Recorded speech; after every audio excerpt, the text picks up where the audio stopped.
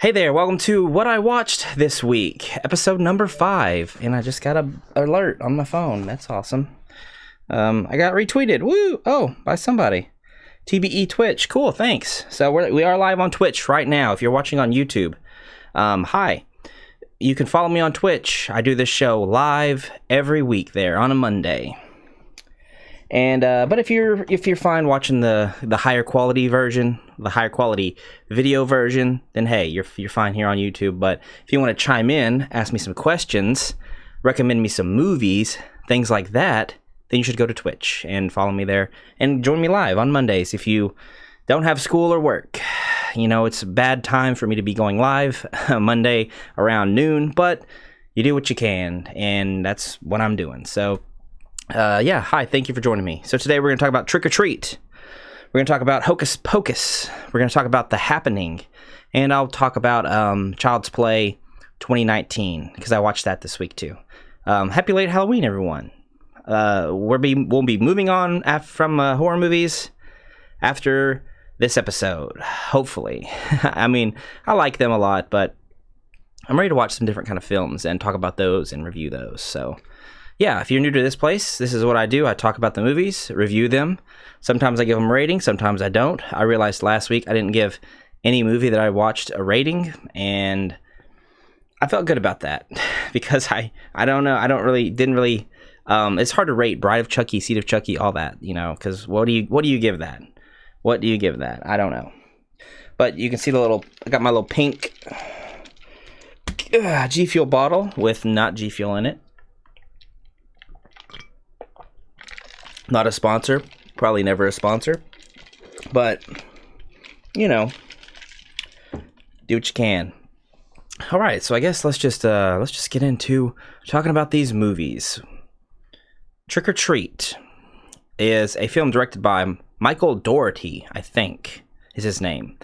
Also directed my least favorite of the Godzilla movies, Godzilla King of the Monsters, I think it's what it's called. Didn't like that one too much. Thought it sucked, actually. But this movie, Trick or Treat, he also directed Krampus, which is fucking amazing. I can't wait to talk about Krampus when it comes around to Christmas time, because I love Krampus. But Trick or Treat is a film kind of like last week. Remember I talked about Bride of Chucky, and I realized halfway through that I've already watched this movie, and I didn't remember that I'd watched it. The same thing happened again with Trick or Treat. I had already watched this movie, and I had forgot about it until okay, so spoilers for all these movies. I'm talking about the whole thing. So if you want to watch Trick or Treat, I do recommend it. Go check it out. If you like if you're a horror fan and you love Halloween, you'll most likely enjoy this one. If you like what I watch on this channel, you'll like Trick or Treat. I do recommend it. I think it's pretty good. But it has some flaws. Maybe. I'll talk about it. But there's your warning for spoilers. So, about halfway through, I realized when the kids are in that swampy area with the school bus and all that, I was like, oh, I've seen this. Because I remember the elevator going up, and I remember that little girl. I remember them getting scared, them scaring her. And I was like, oh, man, I have seen this.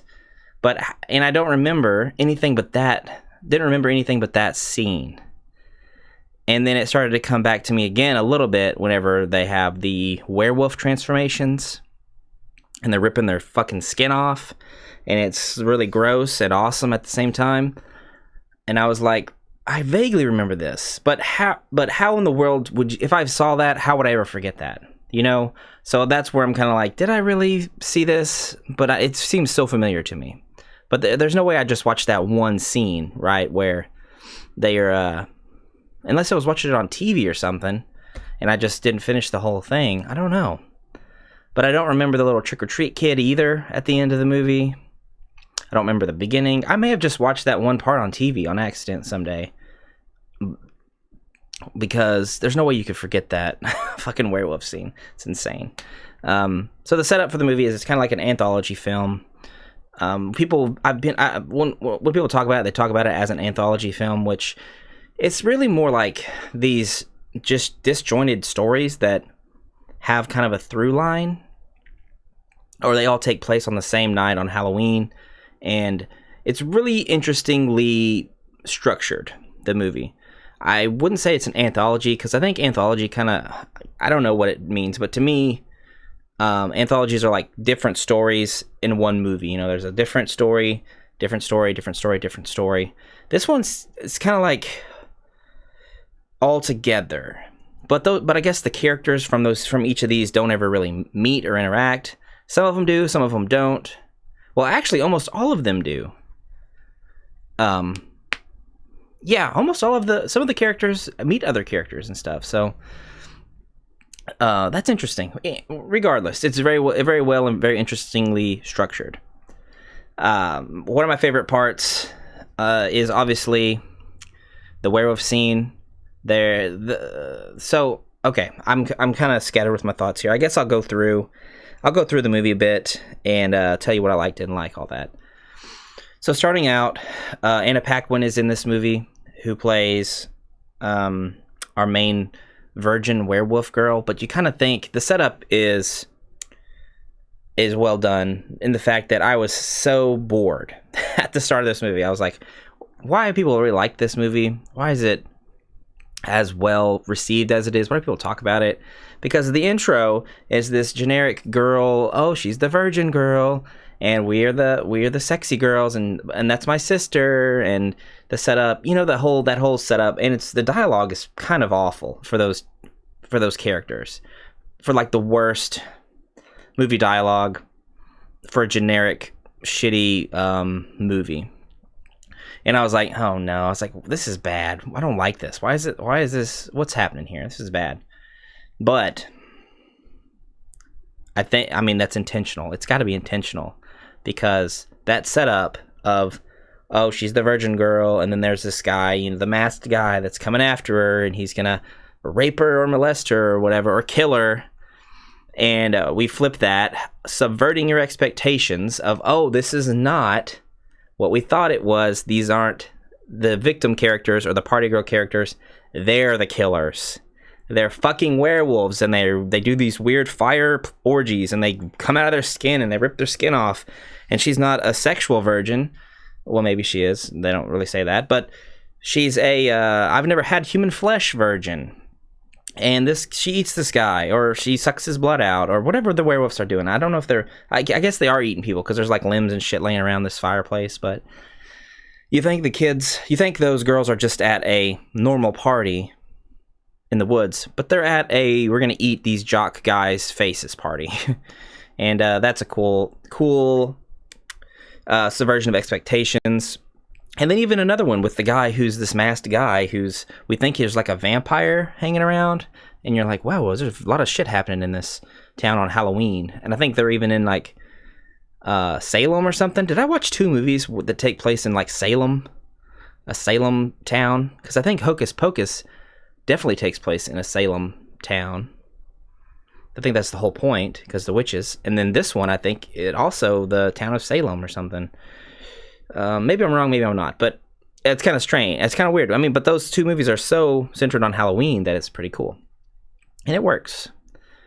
So that guy, you don't know if it's a real vampire. It turns out it's our principal dad who killed a little kid in the start of the movie. So that guy comes and goes in the movie. And it's just really well executed, and it's really interesting and fun to watch.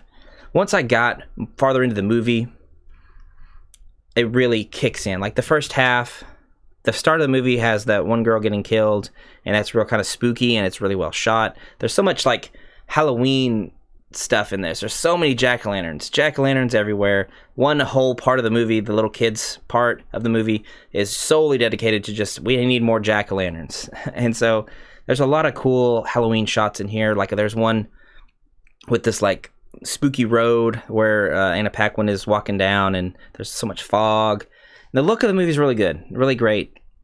And I think it's one that I'll probably revisit on Halloween's. Maybe next year me and Megan will watch it, or we'll watch it like with a group. It's probably a really fun one to watch with the group. And yeah, I guess I'll talk about the favorite. One of the funniest parts to me was the principal's little son. he keeps interrupting him when he's trying to bury this fat kid in the backyard who was like the little kid in Bad Santa. And now he's a little bit older in this movie, and he still looks the same, but he's just taller and fatter, eating so much candy, stealing candy, knocking everyone's jack-o'-lanterns off because he's a dick. And he's trying to bury this kid, and he's like beating him with this shovel and shit. And the principal's son comes out, and he's yelling at him, "Dad, what are we gonna do? When are we gonna carve our pumpkin or whatever? When are we gonna carve our thing?" And he's like, in a minute. And he doesn't want him to see him, that he's burying this fucking body in the ground. And then the dad says, "Go watch Charlie Brown." And then the kid comes back and says, "Charlie Brown is an asshole." And I laugh so fucking hard. I don't know why. It's just the way the kid says it. He calls Charlie Brown an asshole. It's so funny. Charlie Brown is an asshole. So anytime anyone's going to tell me to watch Charlie Brown, I'm going to say Charlie Brown is an asshole. Anything else that stood out to me about it? I don't really remember much of the music, but I'm sure it was pretty okay. You know, ambient noise, fine. Nothing stood out. Nothing bad, you know. So there's that. What other storylines? The little trick-or-treat guy was pretty scary. He has he wears this mask, and you think it's like a little kid, but it's like a pumpkin monster. And it's pretty cool, pretty scary mask. And I don't know if they had a little kid in a suit and a fake head on, or it was like a little person actor. Don't know, but it was really cool, really effective. And I've seen someone this year with that costume on, the little pumpkin monster. I don't know, what would you call him? Trick-or-treat man? Trick-or-treat boy? Pumpkin head, but that's already a thing. There's already a pumpkin head. I don't know, but I like that design. It's a good mascot for a movie. And so everything comes back around. At the very end of the movie, we see the little pumpkin kid is going to the house that we see at the very start of the movie. So the very start of the movie is actually the very end of the movie, and it's like, what? That's cool. Boom. Blow your mind. I like the legend with the kids. Like, there's those special kids, I guess. They chain them into the freaking bus, which was crazy. Different time, people. It was a different time. 10, 50 years ago, whenever that happened. And then that one kid escapes, drives the bus into the fucking moat. I don't know, the pond. They say it's something. There's a name for it. I don't remember the name for it. But then it turns out, the old guy in the movie that was attacked by the pumpkin monster, he was the bus driver. Whoa! And then the zombie kids show up to kill them. Did the zombie kids kill the other kids? We don't see it happen, but I like to believe that they did, because those kids were assholes, just like Charlie Brown. And they tricked that little girl with the jack-o'-lanterns, and they deserved what they got. I'll say it. Bring the judge. I'll tell the judge they got what they deserved. Yeah. But that's probably the spookiest scene. Just because the atmosphere is so great. Like, they're in a unique environment, which is cool. The guy in the house is pretty tense, too. When you don't know what's happening, if it's what's coming after that guy in his house. But it's just an old house, and so we've seen scary things in old houses before. So I really like the setup of them being in that weird swamp type environment. It's really cool. So yeah, all the sets, all the costumes, really solid. Really solid movie. I'm sure it was very low budget, and it doesn't look like it. So it's inventive. I would say it's listed as a comedy, but it's not. I mean, it's some dark humor. There's not like just laugh out loud moments, or there's not like silly comedy. You know, it's dark comedy, and it's not. I guess do they list movies as dark comedies or just comedies on IMDb? I need to look into that. Probably won't do that, but there you go. So Trick or Treat, I guess I'll give it probably give it a 7.5 or an 8 out of 10. It's really fun. It's a great Halloween movie. At first, it's like boring, and you're like, this sucks. Why do people like this? But it gets better. the revelations throughout the movie make it just that much better, in my honest opinion. So, all right, I gotta move on because I'm not gonna have this video as long as usual because like I don't want my camera to die. Last week my camera died, and that was just sucky. Didn't like it. So let's move on. I gotta get a sip of drink. We'll talk about Hocus Pocus.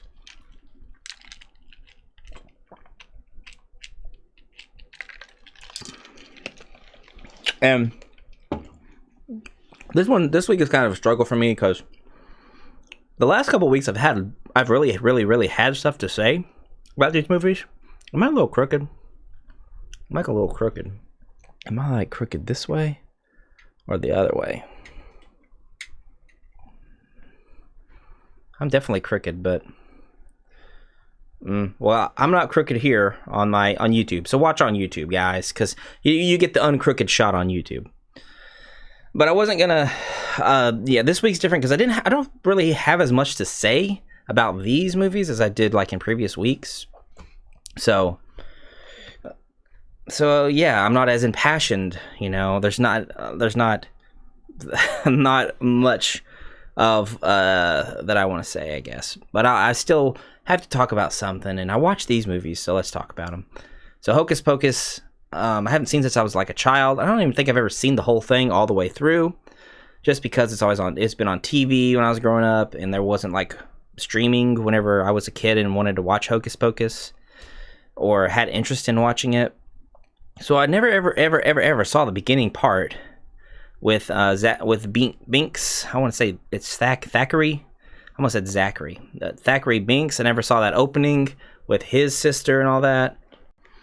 And that's basically, this is like their movie, you know, because that's the best part. That's the best thing. That's the wholesome through line of Thackeray and his journey. And man, he was a cat for 300 years. That is so sad. And he's immortal. And there's a part where he's talking to the little girl Danny is talking to him like, Binks will love you forever. My daughter will take care of you, and her daughter after that, and her daughter after that, and our family. And I was like, dang, that's so sad. This cat's gonna be forever, and your family's gets like your family cat through generations. That'd be kind of cool. It's cool, but it's so sad for him. But yeah, and he, at the end of the movie, of course, the curse is lifted because the witches are dead, and he meets his sister, and man, that had me tearing up. It's really sweet, a really sweet story, and Danny's crying, and she does a great job. The acting in this movie is really good. A little campy, a little silly, but of course, all the witches, they're just great. Sarah Jessica Parker in her most attractive role. You know, this is the serious goth girl moment that we all needed in our lives as a child. And I guess she just kind of, from there on, she's just like, nah, I'm not gonna look as pretty anymore. And then we get the horse face memes, but no one was calling her horse face back then. At least I don't think they were.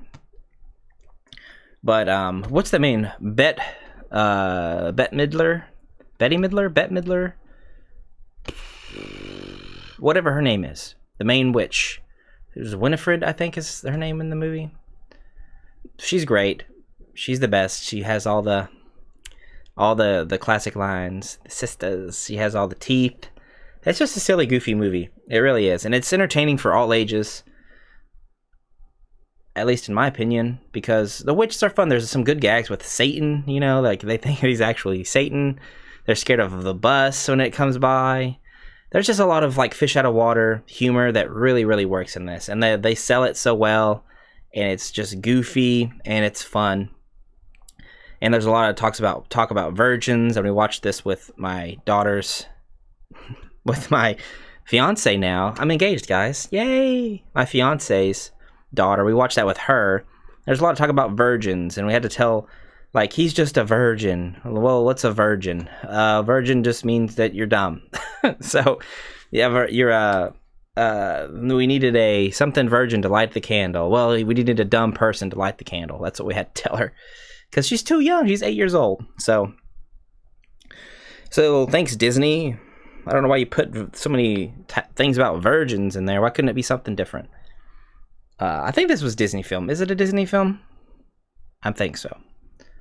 But it's lots of fun. It's silly. There's never a dull moment in the movie. It moves along fast.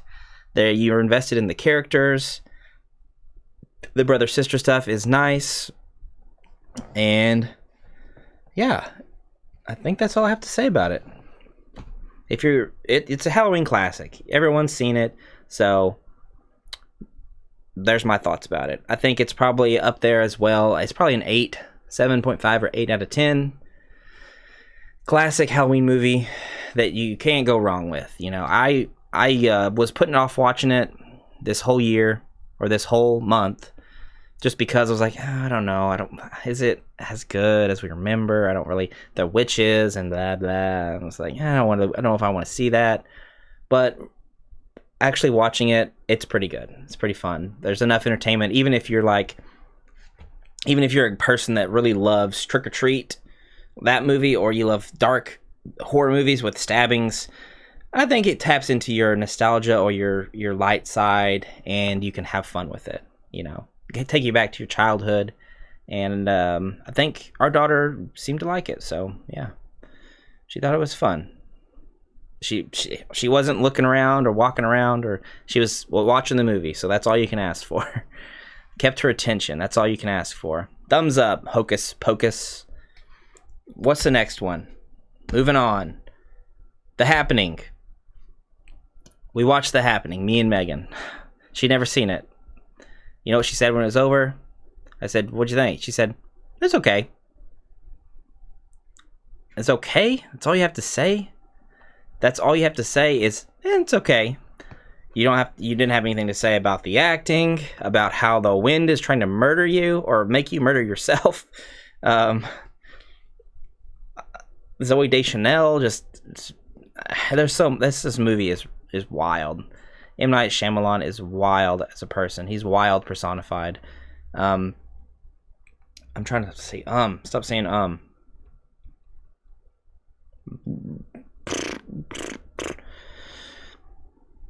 See, these are the things that you would cut out of a video if you were dedicated and you really wanted to get views or have views or have a YouTube career. You would cut out stupid shit like that. But guess what? Not me, baby. That stays in. So The Happening, you guys know. You know about The Happening. You know about The Happening. It's Mark Wahlberg, M. Night Shyamalan, Zoe Deschanel. People commit suicide and kill themselves. Watching this, because I'd never seen the whole thing. There's another instance of where I've seen bits and pieces. I've seen clips. I've never sat down and watched the whole entire movie because people just say it's so terrible. They rag on it and they show you the funny clips and like, haha, look at this. It's so funny. What this movie does, the idea is there. M. Night Shyamalan has these ideas and just the execution is off. Mark Wahlberg himself should not have played the lead role in this movie. Literally anyone else could have made this movie a little bit better. It could have made it an okay movie. The toxins? What? No, ma'am, we're not. That alone sealed this movie's fate of hilariosity. Chris Stuckman reference. There you go. It's ridiculous. The premise for the movie is ridiculous. But I gotta tell you, the opening is really great.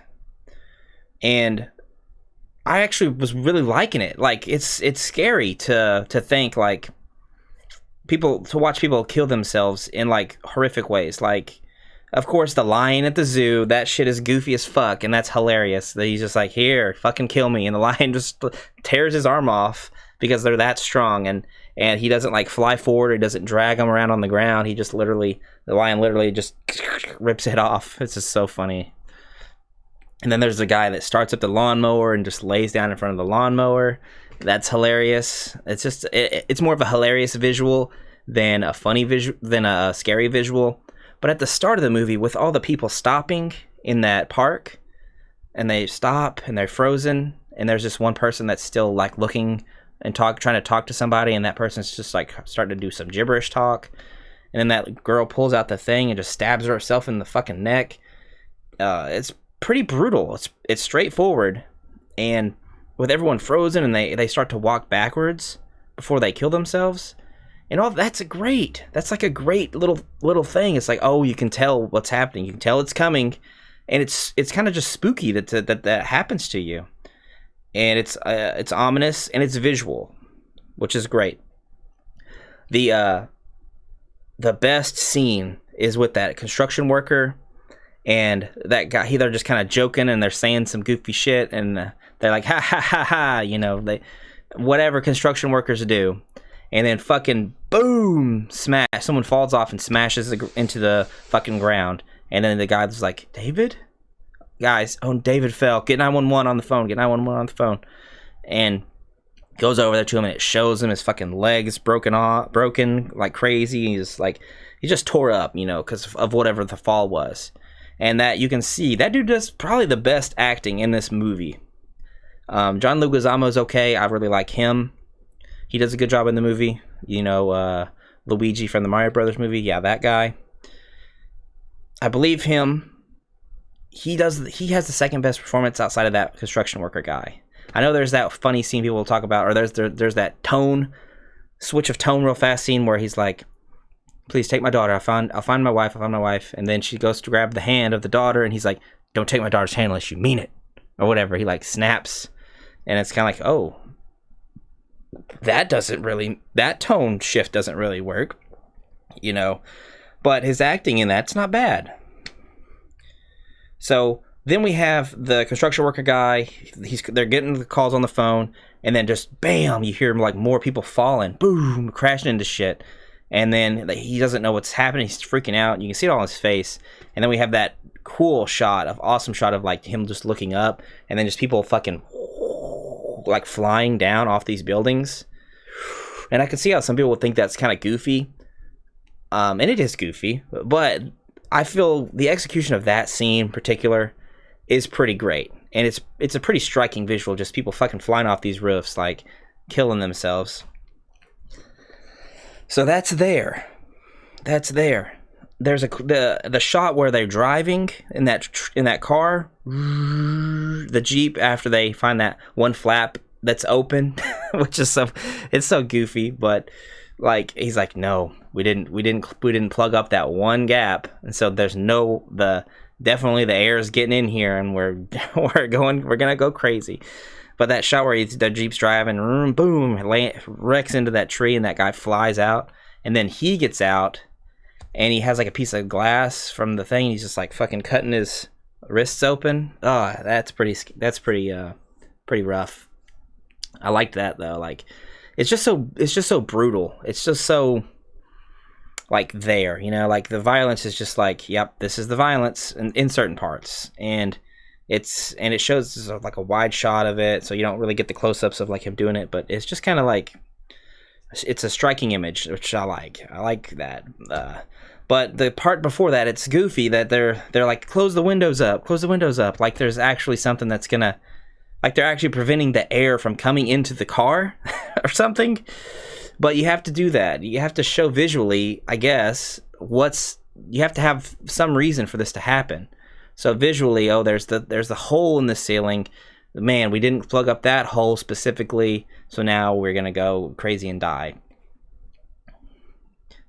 The air's, how are you breathing? If it's just like there's no physical object like coming in the windows, you know, like what if there were like little bees or something, little bee toxins or little flies or something that you can physically see them coming at you, you know, and we're closing it up, and then they go into your skin or something, and they go in up your nose. I don't know. That's even goofier or sillier. Maybe not, depending on how you look at it. But I like the premise. It's just not. It's off. The execution's not there, and they should not have cast Mark Wahlberg. It literally makes this movie a farce. Him and Zooey Deschanel. Zooey Deschanel is a great actress for New Girl. She's Jess. You know, she's goofy and she's like quirky, and it works, and she can pull that off well, you know, and she can put out her emotions through that character in a good way, because that's probably more how she is, or how maybe how she is in real life. But she can't do this dramatic acting that she needs to do for this movie, because I think the thing is they want her to be distant and quiet, because her and Mark Wahlberg's relationship is in a weird place, and she's not subtle enough to be distant and detached and quiet from her husband, because it comes off as she's just insane. She has these what do they call those? 1,000-yard stare looks sometimes. Whenever he's talking. Hold on. Like that. And it doesn't work. It's bad. I can't even give me a goddamn second. So many memes from this movie. That's The Happening. Not as bad as I thought. And not as funny as I thought either. It's just kind of bad. It's just kind of... It's just kind of average. I wouldn't say it's like terrible. There's some terrible parts. There's some goofy parts. The hot dog man. So you like hot dogs, don't you? People like to say that that's like... People will frame that as it's set up, as it's not set up at all. He just says, you like hot dogs, don't you? But he says, like, my wife's she's grabbing the food, she's grabbing the hot dogs. You like hot dogs, don't you? You know, hot dogs get a bad rep. But he mentions it before as that, like, because I just thought he just says that out of nowhere. I just thought he was like, you know, hot dogs get a bad rep. Or, you like hot dogs, don't you? And I was like, well, that's so strange that he would just say that randomly. But he mentions before he says that his wife's grabbing some food and she's grabbing some hot dogs. And then he goes on this little diatribe about hot dogs. And I was, okay, well, he's a weirdo. Whatever. Oh, fuck. I kicked the shit out of that. Please don't be messed up. But, yeah, it's so just weird choices. Weird movie. I had something else to say, but I lost my train of thought after I kicked my fucking camera thing. Let's get it, let's spin it a little. Oh, too far. All right. Hopefully, yeah, whatever. It's gonna have to be fine, okay? Oh, God damn it! I hate when I lose my train of thought, especially when I'm doing a video or a live stream or anything. So talking about the hot dog guy, and all of those guys die, which is sad. I really liked them. They were a couple. There was him and his wife, and I was like, oh, they're cute. Oh, he said something about a pail. You got the mustard? Got the mustard? She's like, right here. It's like a whole pail of mustard. It's like right here. I guess she's saying it's in that pail, or this entire pail is the mustard pail. And I was like, oh, that's funny. What the fuck? Then they go on their and they run away from the wind. The wind's blowing. The wind, no, not the wind. And people start shooting themselves. Like this army private has a gun, and he picks up the gun. He unholsters it. Pow! Shoots himself. And then I guess just one after the other, all the people go over to it, grab the gun, and shoot themselves until all the bullets are gone. You start hearing pow, pow, pow. And then literally these two teenagers get shot. One dude gets his chest fucking blown out the back of him. And that was insane violence. It's one of the cool shots though, because it looks like a real bloody squib, like blue. It's really, really cool, really gruesome. Then one other kid gets shot in the face, gets half his face, he gets shot and his face is blown off. And Mark Wahlberg is like, he's like, Josh, wake up. He's like, Josh, you okay? Josh. And it's like, dude, he got shot in the fucking head and his head is blown off. Chunks of his head are over there on the sidewalk. And you're asking if he's okay? I guess he's freaking out. I don't know what you could say. I have to watch, like me talking about this now, I'm kind of more invested to know more about this movie. And I should watch some people talk about it so that I can understand what they have to say about it. or understand more about it and just hear some more opinions. Because now I'm kind of interested in what people think about this movie, you know, really, but outside of the meme of it all. And I'm kind of interested to see the M. Night Shyamalan movie Old, but at the same time, I don't want to pay for it. I'd rather, if it was free on Netflix or any streaming service, I could just watch it, I would watch it, but I don't want to rent it, I don't want to buy it. But I'm interested to see it. So, yeah. I remember what I was going to say. The only scary part is that old lady. She freaks me out. Old people freak me out. Not really in real life, because they're usually mostly nice. But old people in movies, especially like when it's a scary movie, and they're really weird, like a weird old person, freaks me out and it scares me. I don't like it. Don't like creepy old people. I don't know why. It's just a thing. It's just a thing I have. So there's a part where she's just freaking out and she screams and it's like a jump scare and it's scary.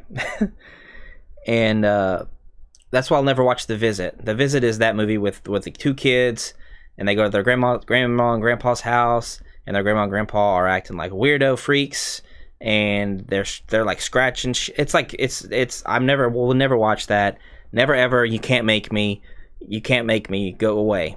But I will never watch that just because the old people freak me out. Even though they say that's kind of goofy, it ends kind of in a goofy way, but I wouldn't watch it.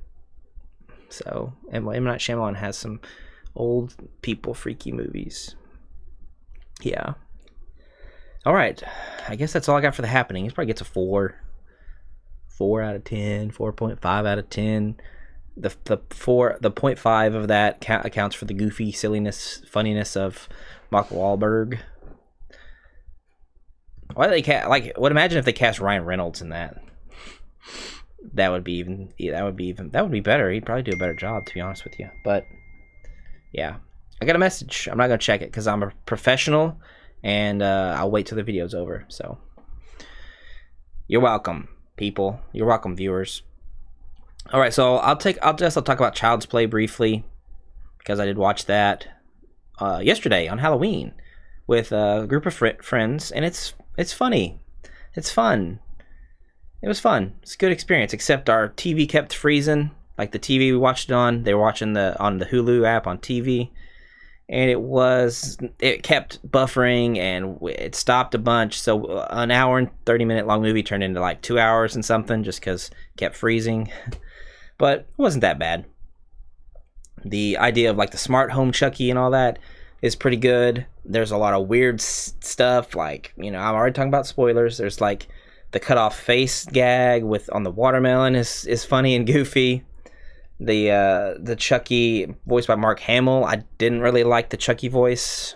I couldn't disassociate it with Mark Hamill's voice, and it doesn't feel like, it's just different, you know. It's not, because after watching Bride of Chucky, Seed of Chucky, all that, I'm very invested into those characters because they really feel, especially in Seed of Chucky, they really, really, really feel and look and act like characters, like real characters. Like, they're really believable in those movies because the animatronics is so good and so well done that they take on a life of their own in those movies. They're so expressive in their face and everything, and I wanted to see kind of more of that, but this is a different movie. It's completely different, and so for what they did with that, I was disappointed with the character of Chucky. He's just kind of like, he's just evil doll, you know. He wants Andy to be his friend, but it's in a weird way and a corrupt way, and he's just killing people, and yeah. So it's fun, but not as fun as like Seed of Chucky or Bride of Chucky or anything like that. I would rather watch those than this one. But it is well shot. It looks nice. There's a lot of cool color tones. There's a lot of cool lighting. The ending is cool with the setup of that. There's some cool shots, you know, and I like that. So right after I got done watching it, I watched the Red Letter Media review of it again for like the third time because I'm a fanboy and I love their thing, so I watch them all the time. And they pointed out the theme song, the Chucky theme song or Child's Play theme song for that movie, and I was like, what was the theme song, you know? And so I re-listened to it, and it is really, really good. Really good. So I didn't notice the music a lot in the movie itself, because it takes something very distinct to stand out to me for music, I think. Some movies really distinct with the music, and it pops to me, and I like that a lot. I love it when the music really affects you. Like you really have to. The music just stands out so much. I really like that in movies. So in this one, I didn't really feel like the music stood out too much, because I didn't really know what they were talking about, like the theme song. But then I listened to it, and it is really good. Really cool, kind of an epic theme. So yeah, if you want to listen to a cool, epic, spooky theme, listen to that. You'll be surprised of how, like, you know, epic it is and how good it is. You'll be surprised. So there's that. The acting was good. Aubrey Plaza plays the mom. Good old April Ludgate. She's fine. Especially for this type of movie where, you know, I wasn't distracted by her being April or anything, or Aubrey Plaza. She does a good job of feeling like, you know, a young mom. And I liked that. I liked the dynamic between her and her son. I liked that the other characters, you know, like the other kids come into play, and they do some silly, goofy stuff. And they like it's good. It's fine. It's a horror movie it's child's play. If you like the Chucky movies and all that, like if you don't like these, if you don't like, there might be something in it for everybody. You know, if you don't like the other Chucky movies, like Seed of Chucky, Bride of Chucky, then you might like this one, because it's kind of more like a modern horror movie. There's probably some meta aspects in there, but not like the other ones. So I think they did a good job adapting. Like this is good for fans of the Child's Play series and kind of modern horror fans. I think it's a good mix in there, because you could go like real Child's Play kind of levels. And I mean, they're still making those. There's like Cult of Chucky, I think was just like a couple years before this one. And there's a Chucky series on USA now, like a series. So maybe I need to check that out. I need to see if Brad Dourif is playing Chucky in those or not, and if it's Charles Lee Ray and the voodoo stuff, or how Chucky's evil in that one. You know, should look into that. But I'll give that one like a 6. Enjoyable. Was way better to watch with friends, so I don't think I would have enjoyed it as much just watching by myself. I'm glad that I had some friends there to kind of riff with, you know. So, yeah, that's it, guys. That's all I have to say about Chucky. That's all I have to say about the rest of the movies, and that's all I have to say today to you. Nice and short, 45 minutes. That's kind of what I need to shoot for. The timing, 45 minutes, because that's plenty of time to get my thoughts out there. Even if I have to hurry it up, and maybe if I have more to say, I'll have to skip talking about so many movies, because I just talked about 4 movies. Maybe if I have more or a lot to say about a certain movie, I should just do 2 movies or so. So I think I'll do that next week, or this week. But I know this is called, and that's the weirdness of my show, is it's called What I Watched This Week, and I do this on a Monday. So it was like, how did I watch things this week when today starts the new week? That's the joke, everybody. I guess that's going to be the joke. It should be what I watched last week. But it's what I watched this week. Because fuck you, that's why. I like that title better for a show that's mine. So fuck off. Anyways, next week, I plan to watch The Eternals, and I plan to watch Last Night in Soho, the Edgar Wright film. So Eternals, Last Night in Soho with Anya Taylor-Joy, who I really, really love. I think she's great. She should have won an Academy. No, she should have won a what's the one for TV shows?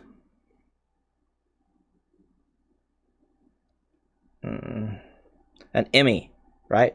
She should have won the Emmy for Best Actress for Queen's Gambit. And I don't know if she did. I don't think she did, but she should have. So she's going to be great in that. I already know it. And it's going to be a good movie. I already know it. And Eternals, there's some buzz about Eternals being the worst Marvel movie. So definitely got to see that. And laugh at the failures of Kumail Nanjiani, who got ripped for that movie. And it's probably goofy in it. And it's Game of Thrones reunion. Jon Snow and what's the Stark? What's his name? The other Stark. I'm blanking on it, but you know, Rob. Got it. Jon Snow, Rob Stark, both of those guys in it. So it's a Game of Thrones reunion. So I'm ready to see those guys. I hope they have a scene together. I hope they talk to each other in the movie. Because I don't know if they are or they will, but I hope they do. Please do. Please. I need that. That's the only thing that'll make it at least a 5 if they talk in the movie. So 10 out of 10 if they hug. So yeah, look forward to those next week. I hope I can do that. I'm not promising anything because it's hard for me to get to the theater this week. We don't have our daughter, so we will have some time. Maybe we can go. Maybe we'll go tonight to watch Last Night in Soho. I hope so. But I'll definitely try to get that done. Megan's texting me about something. I'm sure that was her texting me, so I'll check and I'll ask her. All right. So we are live. Please subscribe to my YouTube here. Leave a comment, leave a like. You know that YouTube stuff.